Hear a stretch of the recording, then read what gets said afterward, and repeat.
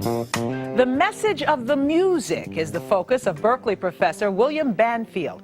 A composer, musician, director, and author, Banfield is determined to connect young people to the social and political power of music.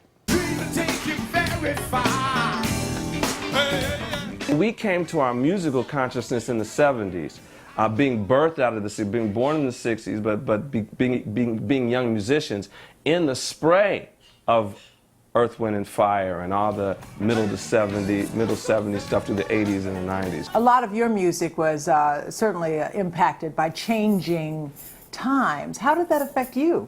Well, you know, I think about that a lot, and particularly in how music functions differently today in some ways.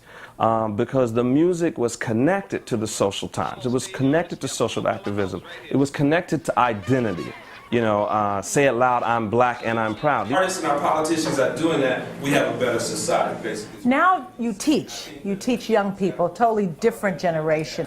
I mean, are they connected to some kind of social movements? They are. Oh, they are? They are. But the market has changed. And the way in which the market values and markets music has changed. So the cultural forces that define music and music culture are very different. The idea is to produce music, not to produce a production, not to produce a commercial product that just spins itself out in the commercial field to do nothing but spin itself out in the commercial field. I mean, the idea is to get back to the meaning of music, and I think that's my thing.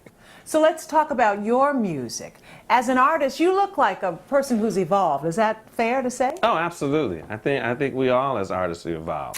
I think right now my work as a composer is really, I'm working on a really big piece, which is with Sweet Honey in the Rock, which is an incredible group. They're a historic group, but here they're in a new phase of their development, and they're reaching out, and they're very vocal orientated. So I'm now writing a symphony for Sweet Honey in the Rock, and a couple of the major symphonies in the country now are co-commissioning this.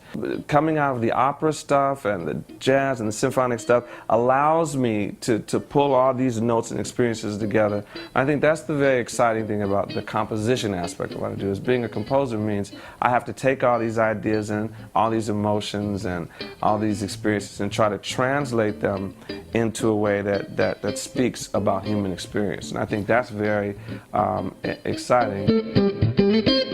Bill Banfield is amazing, and he'll be back later to play for us in Sunday Presents. What